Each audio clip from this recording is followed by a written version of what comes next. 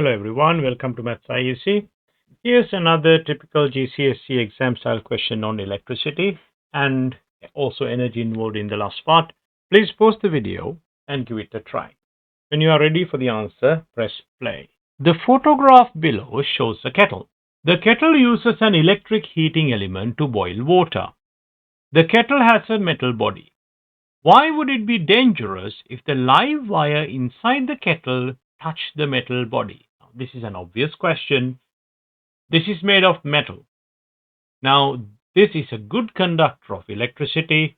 So if the live wire touched the metal casing, there will be electricity on the metal casing, and the next person to touch it will get an electric shock, right? Let's write the answer. So here's what you can write. The metal body is a conductor. If the live wire touches, it would become live, and anyone touching the kettle could get an electric shock. So this is a 1-mark question. So the mark scheme here will be quite lenient, but it's always a good practice to kind of logically sequence everything. So you say the metal body is a conductor. Now, because of that, if the live wire touches, it would become live. Then, as a result, if somebody touches it, that person would get a shock, and that's a bad thing. So that's why it is dangerous. So you can nicely put them into 2-3 sentences. Part B. The power output of the kettle is 2 kilowatts. Guys, you need to be very careful with this kilo and all these units here. So kilo is 1000. So the power is 2000 watts. Why 2000?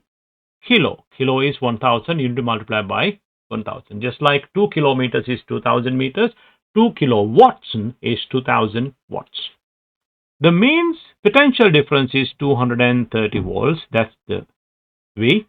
Calculate the current flowing through the kettle. Now, obviously, the formula is P is equal to IV. P is equal to IV.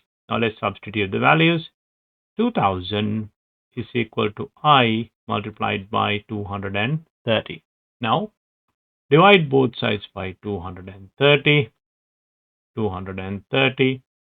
These two gets cancelled out. Then you get the answer by dividing 2000 by 230. The answer is 8.695 ...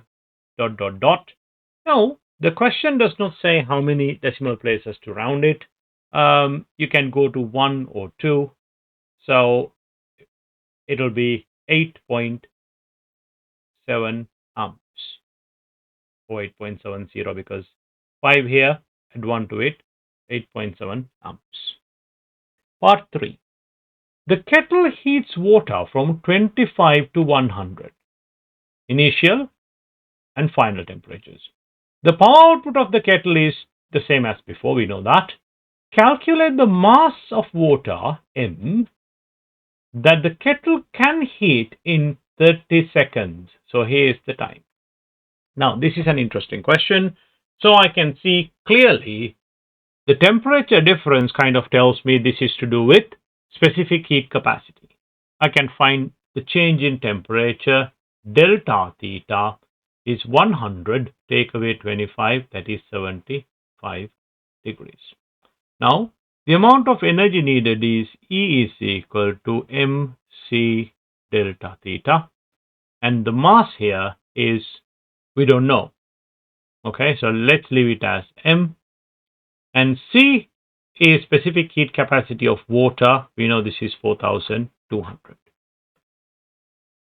Times by delta theta, 75. So I have mc delta theta is my E. Now to find the mass, I need to know the energy.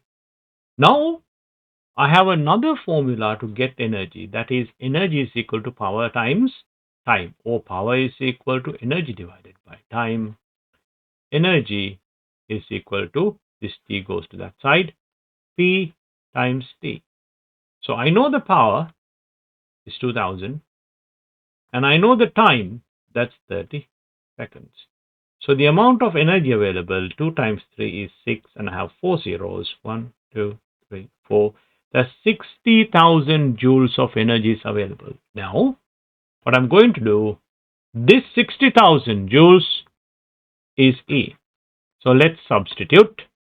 60,000 is equal to m times 4,200 times 75. Now I need to make m the subject, so I can get rid of these two by dividing both sides. These two and these two get cancelled out. The mass is 0.19 kilograms. That's the final answer.